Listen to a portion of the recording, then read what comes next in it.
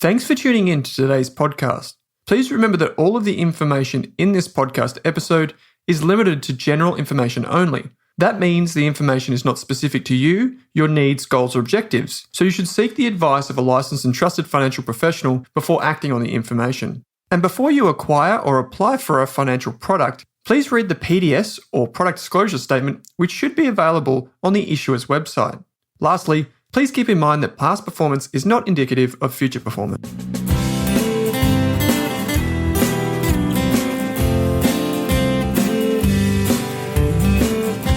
Today's episode is part of our financial resilience mission here at Rask Australia. Our mission at Rask is to help build up the financial resilience of every Australian and Kiwi, and to do that, we need your help. The definition of resilience, according to the Merriam-Webster Dictionary, is the capability of a strained body to recover its size and shape after deformation caused especially by compressive stress, or an ability to recover from or adjust easily to misfortune or change. So how does that relate to financial resilience? Financial resilience is all about having the resources and tools that you need to overcome financial setbacks in your life. So what are we doing to achieve this mission? We provide free financial education courses for all Australians at Rask Education. We're also calling on Aussies and Kiwis who have overcome financial challenges and want to inspire others on their journey. If you've paid down 20k of debt or maybe even more, or if you've come back from unemployment, dealt with domestic and financial abuse, even if you've made $1 million, whatever your financial Everest was or is, we want to hear how you climbed it and how you overcame it. We're also producing high-quality financial news and information on our sites at Rask Media, Best ETFs and Rask Education. We're running an online community that you can join for everyone to share their financial highs and lows with each other, because we know how important it is to have a community when you're trying to improve your own personal finances. We're hosting events, or we've hosted events, and we plan to host a lot more, as well as workshops that will help you build your financial skills and connections in the community. And we're also employing individuals at Rask Australia who live by our values and are committed to improving the financial lives of others. So what can you do to help us with this mission? The first thing you can do is volunteer to share your story of overcoming financial challenges and building financial resilience. You can do that, and you can share your story with us by using a Google form. You'll see the link in the description for this episode that will take you to a Google form where you can share your details with us. We'd also love if you encouraged your friends, family and colleagues to take one of our free financial courses at Rask Education, because that's a great way to help build financial resilience within your community. And finally, please consider joining our Facebook group where you can learn from others, you can share your experiences or your opinion, and you can build connections with other Australians taking control of their financial futures. We'll put a link in the description. So without further ado, here's today's fantastic listener story. Kate, welcome to this episode of the Australian Finance Podcast. Thanks, Owen. Good to be back. Yeah, this is a very, very, very special episode because a listener with us, who we'll introduce in just a moment, and she's going to share her story with us. I think this has come about as a result of your initiative, and you're saying it'd be really good to get some engagement from people who are actually experiencing some of the things that we're talking about on the show. Being in debt, feeling the weight of, just general financial pressure and earning an income and so forth, and how you can make the most of what you've got. So maybe I'll do the intro. So Renee, thanks for taking the time out to join us on the show. No worries, guys. My pleasure. We're hoping that you can share your story with us, and then maybe as we go along, Kate and I will just maybe throw some questions over to you. Kate, maybe you can set the scene to throw over to Renee. Yeah, absolutely. So it's been about 2 years of us doing the podcast, just talking at you or interviewing really awesome guests. But now we have such an amazing community of listeners, and I think it's high time that we actually talk directly to them. So Renee, I'd love if you could introduce yourself, a little bit about your background, what you currently do, and then we'll dive into your story. No problems at all. So, my name's Renee. I'm actually from New Zealand originally. I moved to Perth, Western Australia 6 years ago. And, I live here now with my partner and our pets in a house that we built 3 years ago. And I work in the agricultural industry. When you wrote into us, Renee, you said that, you kind of grew up in a way where not grew up, but you had this job where you thought it wasn't going to meet your financial goals that you had before you were 30. And maybe you can just start at the beginning and just tell us a little bit about, life before you moved over and then your financial journey as you told us previously. Yeah, sure. So, I was working in a management position in a vet practice and I was earning around about 45K a year. And for me, that's not really, I wouldn't call it a terrible salary to be on in your early 20s. But because I was already in the management position, there was no room for me to move up.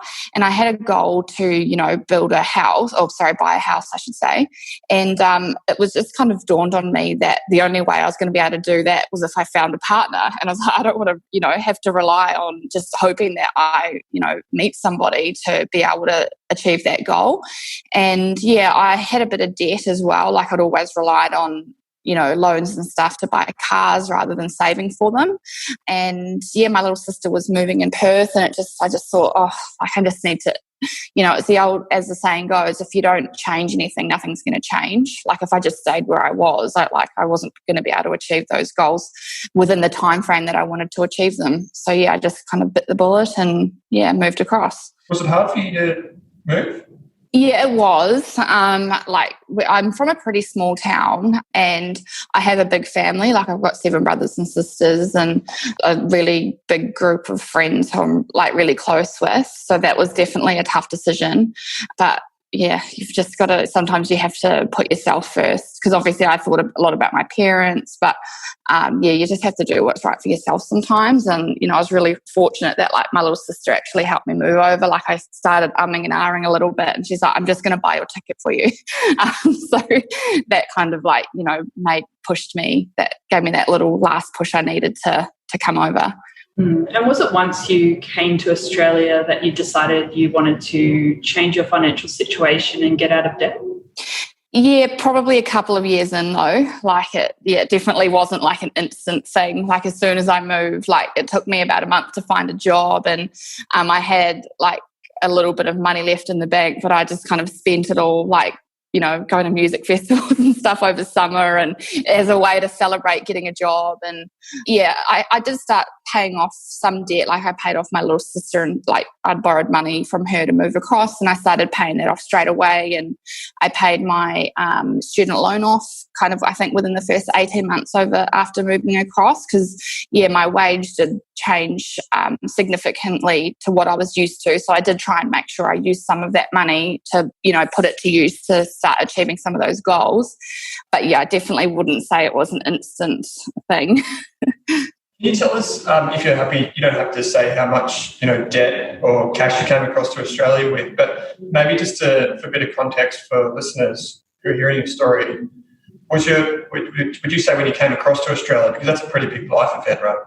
Definitely. Would you say that your financial position was pretty rock solid or was it pretty shaky? Oh, it was shaky, definitely. I think I moved across, I think I had about $2,000 in the bank and I had somewhere between 20 and 25 grand's worth of debt between a personal loan and my student loan and a bit of money that I owed my little sister. So definitely when you kind of, balance that out, it's definitely not looking great. But for me, how do you feel about that at the time? I was definitely a little bit anxious, but what I was just going to say was for me, I'd never been a saver. So for me, having $2,000 in the bank when I moved, that didn't actually worry me at the time. And now looking back, with what I've achieved since then, I'm just I can't believe I did that. So it definitely wasn't a good feeling. I knew I had to do something about it. So I'm very grateful that I found the job that I found, because I'm still in that job today. And now I'm proud to say that I make over $100,000 a year. I've really worked hard to get to that point. And so I've pretty much doubled my income since moving. And I don't want that to sound arrogant, but that just goes to give some context as well, from where I started to where I am now. And, even though I didn't have any qualifications or anything in the industry that I've moved into, if you really do just kind of work hard and apply yourself, you can set yourself up for a decent career without having to, for me, I feel like some people think that if you don't have a university degree that you're stuffed, or but that's not necessarily the case. You can really do things without having gone to university or anything like that kind of thing. Yeah, absolutely. And we often get questions from listeners about strategies to pay off debt. And I think one of the methods we talk about is the snowball method of paying off the smallest one first. What was the approach you used to paying off your debt, and how did you deal with that? Yeah, so I'll just say a little bit about the year that we started really paying off our debt, if that's okay. So we actually I met my partner not long after moving over here, and he didn't have any debt or anything when we met. So he was a bit better with money than I am, or I was, I should say. And yeah, we got a car loan, regrettably in about 2016, I think it was. And then early 2017, we started the process to build a house. And to be honest, we didn't really prepare like we should have. So we were building and paying rent. And so that was a bit of a strain. And so when it came to time to, start fitting out the house with furniture and other bits and pieces and stuff that we needed, we relied on, Harvey Norman deals and that kind of thing to get that stuff rather than saving for it. And we also kind of maxed out an $8,000 credit card because we had some plans organised with family to come over and visit us, and instead of saying I'm sorry, we're not really in the financial position to do that, because going out and tourist activities and all that kind of thing, it does cost money. And so we had 2 trips booked, and I just couldn't bring myself to, or people had trips arranged, I should say, and I just couldn't bring myself to say no, we can't do it. So we maxed out a credit card of $8,000. And so by the end of 2018, it's funny, I wouldn't say I felt particularly anxious about our position, because we always just had this, we've got this mindset that if everybody uses credit cards and it's okay, and we've got a house now, we're in a good position. And I read the Barefoot Investor at the November 2018, and it has a step in there where you add up all your debts, and so it was scary because we were it was $48,000, so almost $50,000, and I was just oh my goodness, I can't, and we just did not even think that we owed that much money. So just between the credit card and the Harvey Norman hire purchases, so yeah, we did do the snowball method. So I think our Harvey Norman one was our smallest one. So we just got rid of that first, and then we started chipping away at the credit card, and then unfortunately, a couple of months before that, we walked into a car yard to get a new car because we got rid of our old car because it was becoming a bit unreliable. And we walked out of the car yard with a $32,000 car loan, and we just felt so sick. Usually when we kind of fell victim to the car salesman tactics, and usually when you get a new car, you feel excited about it, and we were just we can't believe we've done this. So yeah, when we added up how much we owed in total, it was definitely confronting. But that snowball method is what we use to start chipping away at that debt, because it definitely gives you that feeling of achievement when you get to cross them off the list.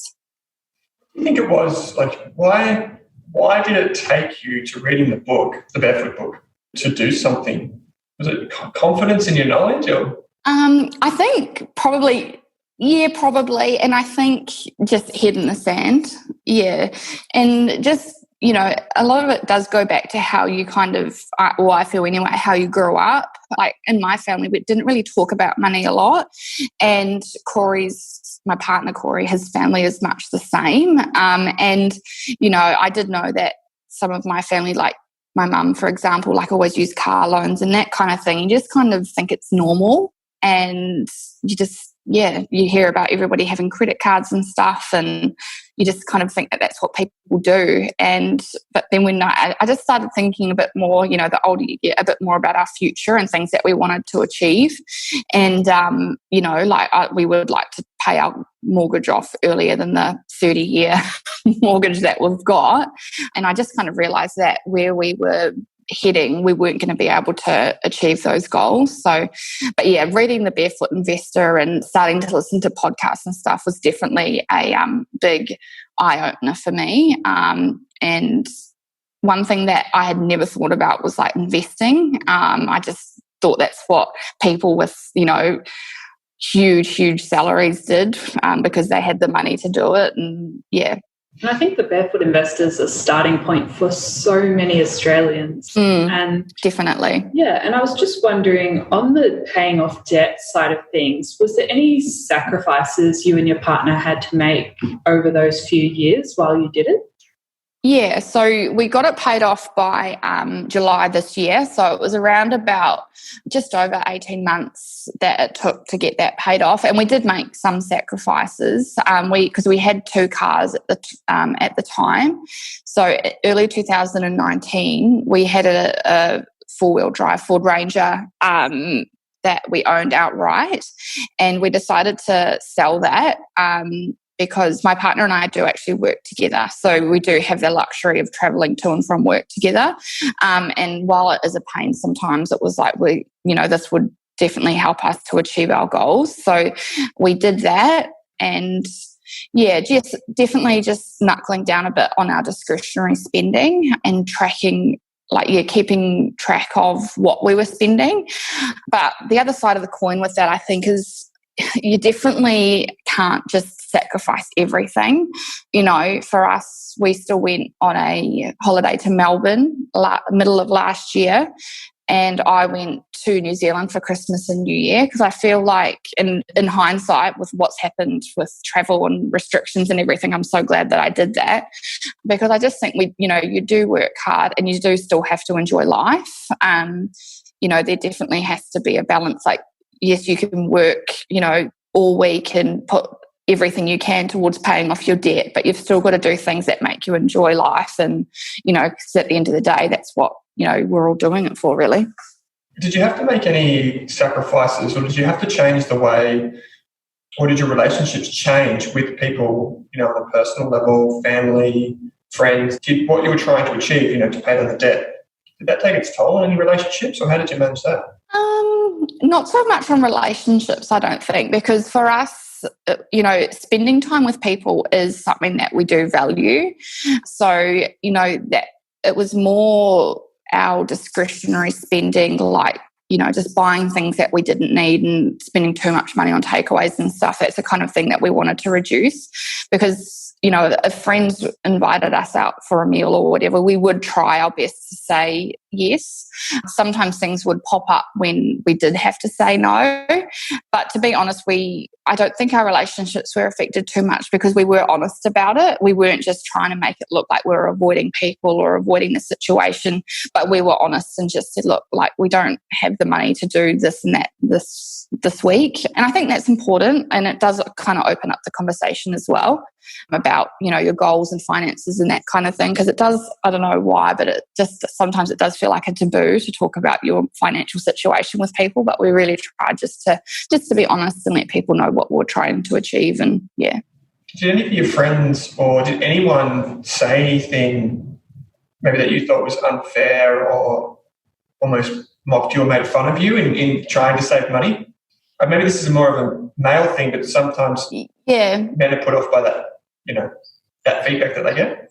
Yeah, I can't think of a particular incident, but I think it's funny that you say with men. I think definitely my partner noticed it a bit, when we're in a group of people, sometimes little digs if he wasn't wanting to spend money on certain things and didn't want to gamble and that kind of thing. Sometimes that would, things like that did pop up. But for me personally, not so much. But I think my partner did notice it a little bit.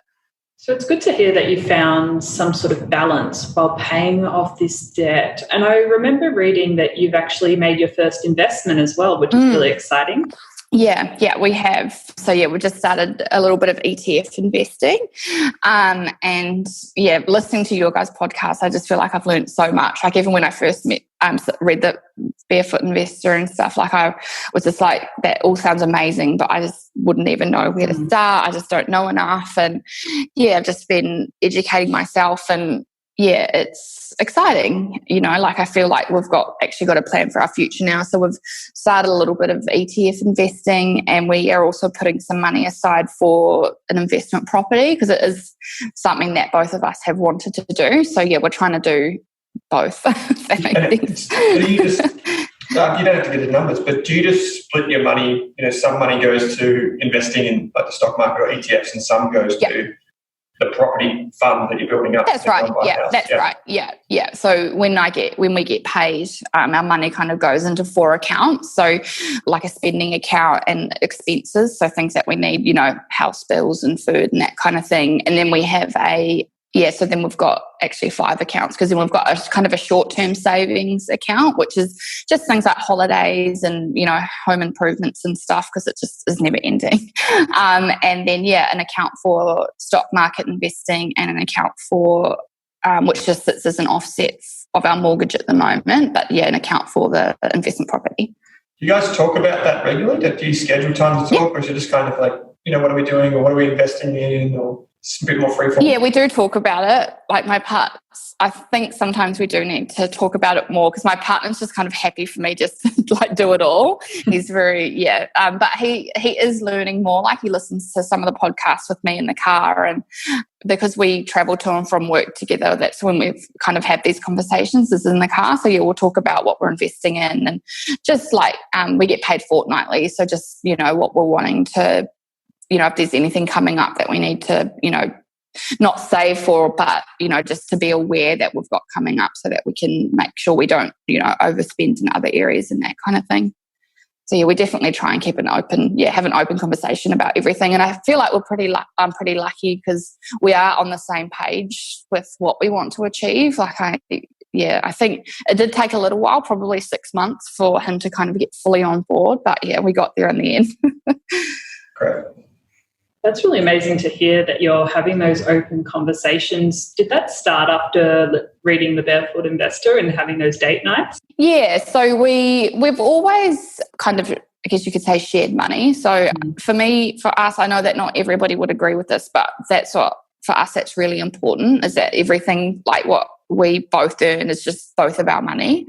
And I think in a partnership that's important. And once again, I don't want to sound arrogant here, but in our relationship, I do earn more money, and I don't feel like that entitles me to anything extra, because, we're trying to build a life together. We just share our money. So we've always been pretty open and with each other about what we're spending our money on. Like there's never been any, like our accounts have been shared for quite a while now. So there's never been any, secrets or anything like that. And I think that's really, really important. So, yeah. I think that's important too, right? It helps. That's the whole point of being in a relationship, in my opinion, is that it helps I agree. to leverage the strengths of someone else. If they earn a bit more, then that means that you maybe can do something else. I don't know. I just think like my partner and I have shared our money since day one, really. Yeah. Got a few questions here before we kind of wrap things up, which are a bit more kind of point in time orientated. So how would you say you felt before all of this, going on, and like your relationship, like with your money? How did that make you feel before versus where you are today? Yeah, for want of a better term, definitely just kind of a head in the sand. To be honest, I just didn't really think about it as much as I do now, and I think it was a lack of education, if that makes sense. Like I just didn't know how to approach setting ourselves up for the future. So we just kind of, instant gratification, we just, spent without really thinking about things too much. Whereas now I just definitely feel like empowered and actually feel quite positive about the direction that we're heading in terms of, our future. And so we're in our late 20s, so we've still got a while to go before retirement. But I think that, by then we're actually setting ourselves up for to actually be able to retire comfortably. And even though it sounds very boring, I think that's actually something really important, because it's scary how many people kind of get there or get close to it and they're like, wow, like we haven't really thought much about it or done much about it. And I just don't want to be in that position. So, yeah. Now, one of the other questions we wanted to ask was, how would you rate your confidence and knowledge with your finances before versus after going through all this? Yeah, so out of a 10. So I'd probably say back then, honestly, probably like a 3, like it was, it's not like we didn't have money for, bills and food and that kind of thing. We always had money for that, but just relying on debt and just not even understanding compound interest like that. So definitely. But at the time, I wouldn't have given myself that rating. I thought I was better, but knowing what I know now, definitely a 3 back then. And now probably we're still definitely not perfect. Nobody's, perfect, but I'd probably give us about an 8, maybe. Yeah, still room for improvement. We're still definitely guilty of spending a little bit too much on Uber Eats sometimes, or, going out and buying one too many cocktails with some friends or something like that.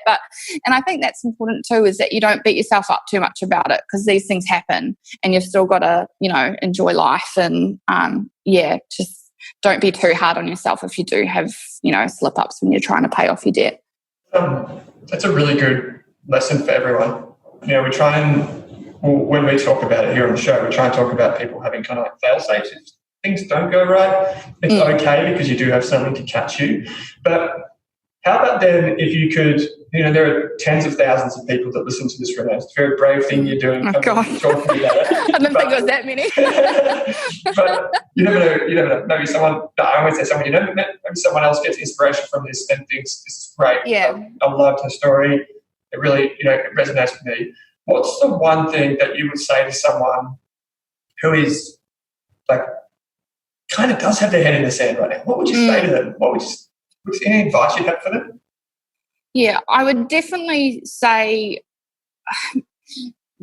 get an understanding of your position and get an understanding of what you're actually spending your money on, because I think that we kind of didn't. We weren't really tracking what we were spending, and like I said, we just didn't even realise how much debt in total we were actually in. So I think that even though it can be confronting, I think that's a really good starting point, is just to actually gauge your position and just even if it's baby steps, just start looking at little ways where you can, start putting a bit more towards paying off your debt. Don't think that you're going to, everything's going to change overnight. I think you've got to kind of approach these things gradually, because otherwise it can become overwhelming. And like I said earlier, you've still got to allow yourself some money to do the things that you enjoy and that you value. Even though you might be able to pay off all your debt in 12 months or something, that might not be the best for you, mentally and, just in life-wise. So I think that's really important, is not to be too hard on yourself. And, yeah. Sure. Kate, do you have any other questions for Renee? There's been a lot of takeaways. Maybe what are your top resources? I know you've mentioned the Barefoot Investor, but for someone that's trying to get their finances in order and sort of get an understanding of the basics. To be honest, the Barefoot Investor was definitely a really, really good one. And they have there's an ebook as well. So I found that really helpful for my partner, because he doesn't read. But to be honest, this podcast has been really, really helpful for me. Even though we're kind of already in the debt paying off phase when we started listening to it, I feel like for the next steps, like the investing and that kind of thing, and because at the end of the day, once you've paid off your debt, you kind of need to have an action plan in place so that you don't just kind of go backwards again. Like, you're going to have a bit more money available, so you've got to kind of put that to use for your future. So this podcast has been really, really helpful. And I don't know, groups on Facebook I found helpful. There's definitely so many resources out there. Sometimes I've found it can be a bit overwhelming. So I actually I feel like you do have to limit it to a point, because otherwise it can be a lot. So I've just picked a couple, the Barefoot Investor and this podcast, that I found have been really, really helpful. Wonderful. Well, we're so glad that you've joined us today. But like I said, it's a very brave thing to come on and share your story. But so many people, Renee, are going to get confidence from hearing you talk about this. Maybe in a year from today, we can touch base again and you can share your latest wisdom and strategies with us. But on behalf of Kate and I and everyone that listens, thanks for taking the time out. Yeah, no, that sounds like a great idea. No worries. It was my pleasure. Thanks for bringing me on. Thanks for tuning in to this episode of the Australian Finance Podcast, where our mission is to improve the financial futures of all Australians. If you'd like to learn more, create a free account at rask.com.au/account to download free episode workbooks, bonus resources, and take our amazing free personal finance courses. You can also join our online community by following the link in the description. If you enjoyed the show, what we'd love is for you to leave us a snappy review on iTunes. And you can follow us on Twitter and Instagram at Rask Australia. Kate and I are also on both of those channels. Finally, if you have any feedback, suggestions for episodes or guests to come on the show, or you just have a question for us, shoot us an email at podcast@rask.com.au.